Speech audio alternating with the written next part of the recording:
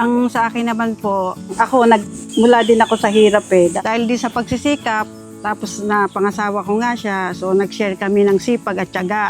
Tsaka ang una sa lahat ay panalangin. Kung gusto mong makamit talaga yung gusto mo sa buhay, kailangan sabahan mo ng sipag at tiyaga at panalangin para ma-achieve mo yung dapat maano sa buhay. Nagpapasalamat din ako kay Lord kasi binigyan kami ng blessing na ganito.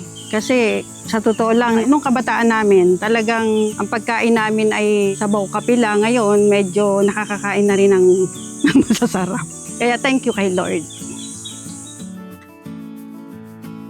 Sir, may gusto ba kayong batiin muna sa mga kababayan natin, mga viewers, mga kamag-anak? Marami tayong viewers sa US, sa Canada, Australia, mga Middle Eastern countries. Siguro yung mga kaibigan natin all over the world, from Australia, Japan, Korea, and sa US. Hello, andito kami.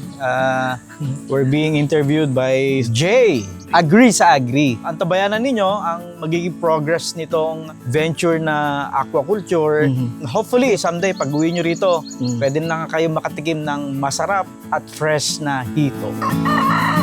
Panoorin ang full video sa ating YouTube channel, Agree sa Agri. Don't forget to follow, like, share, and subscribe.